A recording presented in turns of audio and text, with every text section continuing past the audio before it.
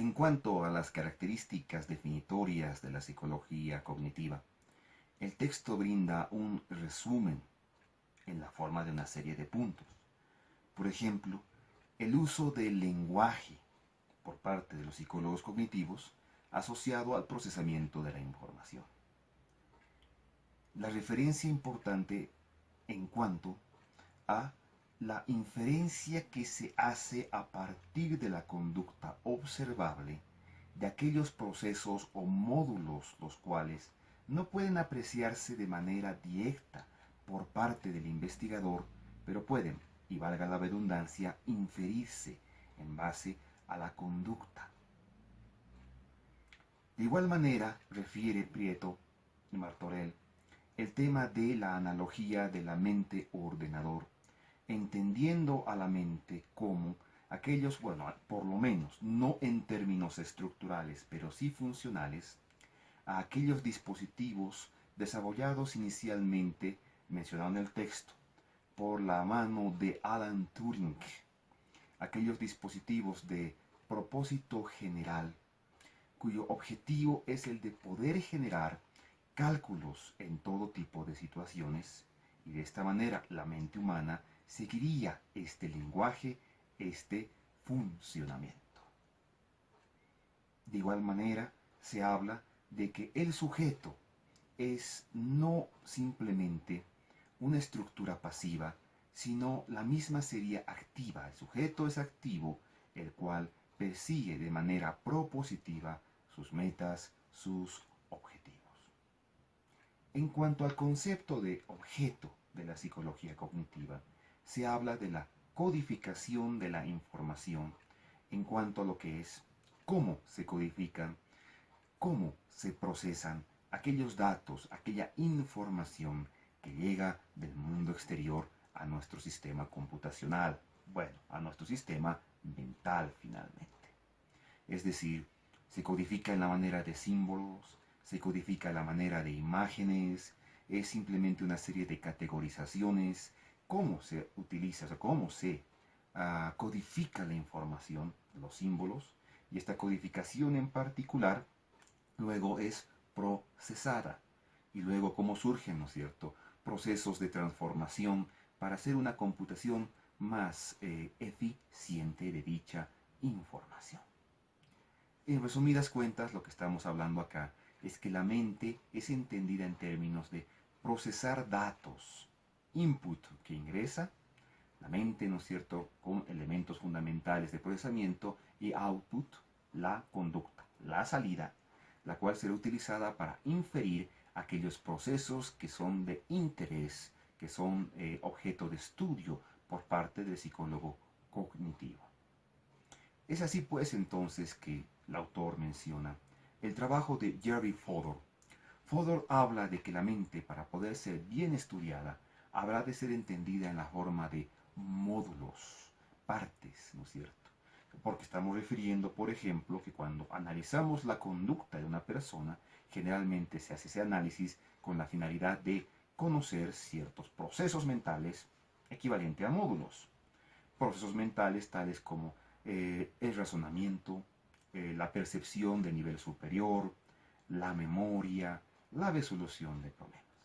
Pero Fodor se aboca fundamentalmente a tres módulos esenciales, que serían en este caso los sensoriales, a partir del ingreso de información, entendiendo, ¿no es cierto?, la sensación como la puerta hacia la percepción, que es a su vez, valga la redundancia, la puerta a todas las cogniciones. Es decir, hablamos del módulo a nivel sensorial, a nivel perceptual y a nivel de memoria o almacenamiento, que como ya los autores anteriormente he mencionado, los autores señalan que uno de los importantes aportes de la psicología cognitiva a los estudios de la psicología académica científica es en el campo de estas tres áreas, principalmente mencionada por Martorell y Prieto, la memoria. De igual manera se entiende y se recalca que nuestro organismo es activo, no pasivo, de tal manera que, de alguna forma, se revisa la idea de que la mente habrá de ser entendida simplemente como un canal intermedio entre el ingreso de la información, la salida de la información. A pesar de los planteamientos ya generados, También los autores señalan que como toda línea de pensamiento psicológica, esta línea de pensamiento presenta puntos débiles a ser revisados. Por un lado, esta idea de la modularidad puede ser entendida como una extrema modularidad, ya que no se brinda, y por lo menos los autores lo refieren,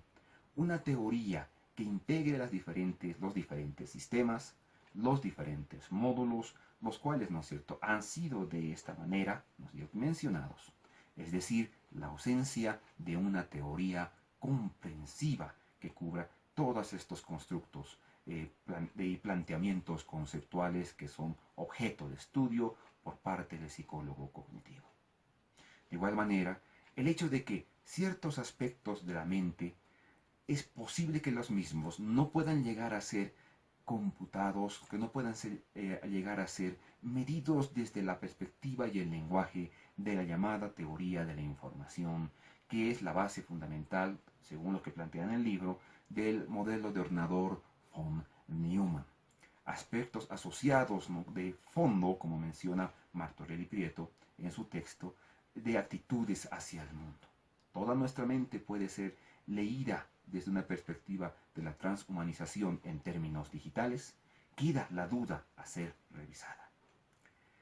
El otro problema es la pugna que existe entre los psicólogos cognitivos respecto de cómo la información es codificada dentro de nuestra mente. Se codifica en forma de imágenes, solo en forma de imágenes, se codifica a través de categorizaciones, se descarta lo que es la información codificada en términos sensoriales, en términos de audición, generación, ¿no es cierto?, de datos mediante estos sentidos. Es a través de lo que entendemos como dimensiones. Entonces, los psicólogos cognitivos siguen en discusión respecto de cómo habrá de entenderse de manera definitiva la forma en la cual los seres humanos, y desde una perspectiva cognitiva, codificamos la información. Finalmente, se refiere al hecho de la llamada crisis paradigmática, una crisis que refiere que la psicología cognitiva que se sustentaba en la teoría de la información, en el modelo ordenador von Neumann, puede atravesar una serie de peros en cuanto a que ya no se aprecia o ya no se llegará a comparar la mente estrictamente como un ordenador que procesa la información de manera secuencial. Se discute si es de manera paralela y se buscan nuevos modelos asociados con los avances en ingeniería, en tecnología, en filosofía de alguna manera y en la misma, ¿no es cierto?, psicología cognitiva, para poder entender la manera en la cual procesamos la información los seres humanos. También se debe añadir el hecho de que los ordenadores no logran resolver problemas ambientales y sociales, problemas los cuales los seres humanos podemos resolver a través de un procesamiento bien único a nosotros. Aquí se habla de los llamados problemas bien definidos y mal definidos. Problemas bien definidos los cuales tienen senderos claros de solución y que requieren de un procesamiento secuencial bastante extenso, para los cuales nosotros los humanos tenemos alguna dificultad, versus problemas mal definidos, referidos a situaciones más cotidianas, más sociales, tales como seleccionar entre dos casas que tienen los mismos beneficios o dos vehículos los cuales presentan una diversidad de características que de alguna manera para la computadora puede resultar algo problemático, podríamos entenderlo así. A su vez, los ordenadores son pasivos en el sentido de que pueden codificar información de manera simbólica, pero los mismos, y hay que entenderlo así, no pueden luego interactuar con el medio y transformar el mismo. De igual manera, no logran identificar la intencionalidad psicológica que nuestro cerebro logra interpretar. Por ejemplo, en la actualidad se habla de las llamadas cámaras de seguridad, las cuales, para ahorrar, ¿no es cierto?, horas hombre, dependerán de algoritmos y procesamientos computacionales que los mismos han presentado una serie de problemas. Por ejemplo, cómo una cámara de seguridad, por lo menos el programa a través de la cámara de seguridad, puede establecer la diferencia entre un abrazo o una pelea o un ahorcamiento. Entonces, estos son dilemas que han planteado dificultades en cuanto a la analogía entre lo que es el modelo ordenador von Neumann y la mente humana. Estas dificultades, sumadas a las dificultades que surgen entre la psicología cognitiva, sus metas, y el desarrollo de la inteligencia artificial, puesto que la inteligencia artificial, más que brindar un apoyo para entender cómo el ser humano procesa la información, lo que hace es buscar que las máquinas, sin importar el programa que utilicen, el modelo que utilicen,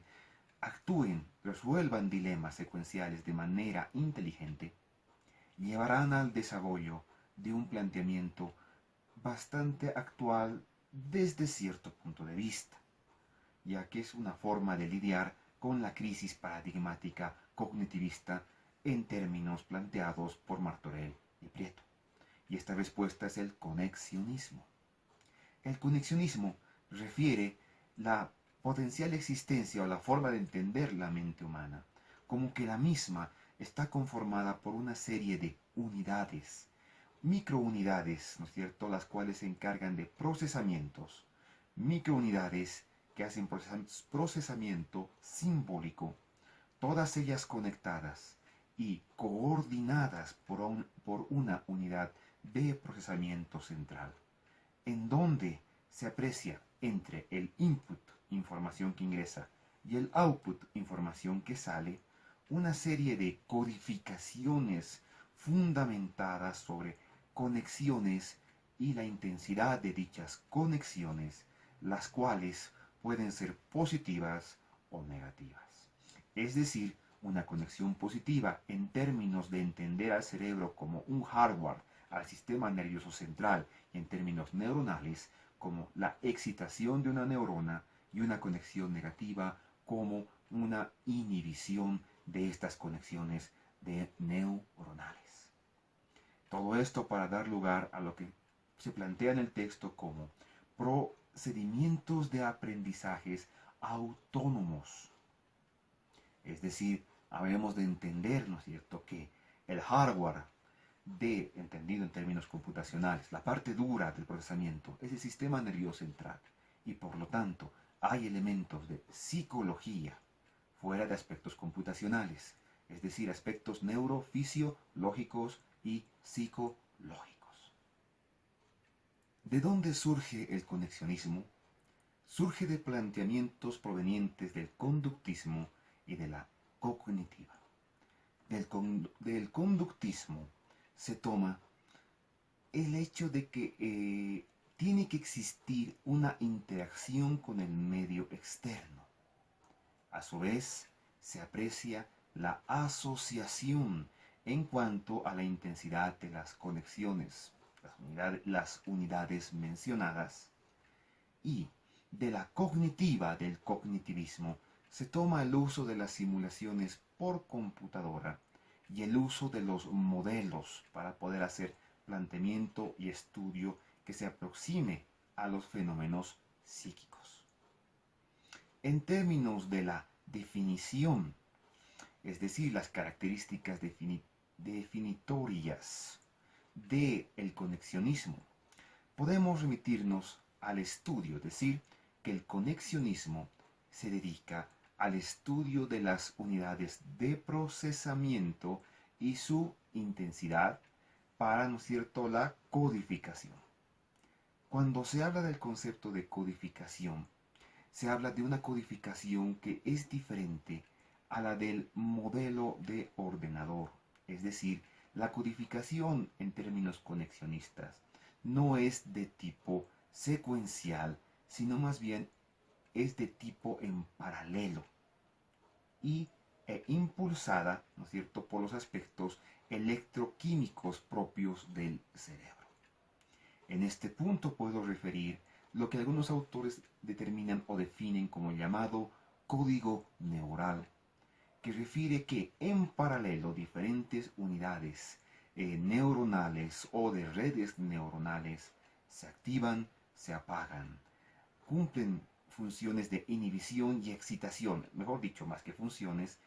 se combinan en una especie de sinfonía de inhibiciones y excitaciones, las cuales a momentos son bastante bulliciosas y a momentos son bastante a la manera de ondas, son bastante coordinadas. Es decir, que cuando hablamos del cerebro, el funcionamiento del mismo se da a la manera de ondas y a la manera de un bullicio. El código neural, e insisto, refiere, acorde a estos autores, lo que sería una sinfonía. Y en una sinfonía debemos reconocer que si todos tocaran al mismo tiempo, habría lo que entendemos en el cerebro una acción, una convulsión epiléptica, y una orquesta sería ruido. Lo que se tiene es una función en paralelo, de manera turnada y de manera adecuada de impulsos electroquímicos, los cuales permiten una acción constante de procesamiento, o incluso en el proceso de reposo las neuronas continúan en su proceso. Hablamos del sueño, hablamos de las ondas, y puedo remitirme a los trabajos mediante el electroencefalograma. De esta manera entonces se puede afirmar que el cerebro es un ente activo, un órgano activo, que algunos autores dirían en términos cognitivos, el cual es utilizado al 100% de su capacidad, pero no al mismo tiempo. Como en las otras líneas de pensamiento, la cognitiva presenta ciertos puntos débiles, por lo menos en su dimensión conexionista. Recordemos que el conexionismo lo que busca es actualizar los dilemas y los callejones sin salida de la cognitiva fundamentada sobre el ordenador, la analogía del ordenador von Neumann, y apuntar hacia el futuro. Entre los puntos, ¿no es cierto?, débiles, surgen preguntas tales como: ¿puede utilizarse el procesamiento conexionista para el desempeño o el alcance de la cognición de alto nivel? Por lo menos en los planteamientos del texto, en el punto de Martorell y Prieto cuando escriben el texto, es complicado a su vez poder comprobar las afirmaciones de los planteamientos conexionistas con un contraste, o sea, un contraste de tipo empírico. Sin embargo, hoy en día podemos hablar de los trabajos basados en la imagenología y el uso de tomografías altamente finas que permiten comprobar de alguna manera el trabajo, ¿no es cierto?, o el desarrollo de los procesos de codificación a través de los impulsos de inhibición y excitación en el cerebro. Sin embargo, los autores plantean que aún falta mucho, porque además de los dos elementos ya mencionados, existe un desconocimiento aún un poco marcado en cuanto al funcionamiento electrofisiológico, electroquímico fisiológico de nuestro sistema nervioso central, cerebro, médula espinal, en interacción con otros procesos más periféricos, más autónomos para el registro de datos y la codificación de los mismos. Sin embargo, el autor, ¿no es cierto?, mencionado por Martorell y Prieto, señala que este planteamiento brindará nuevas posibilidades, nuevas ideas a ser investigadas por parte de los futuros psicólogos cognitivos, para el desarrollo de nuevos conocimientos y el desarrollo de nuevas tecnologías, siendo la aspiración el generar un modelo de ordenador el cual funcione en paralelo y no de manera secuencial.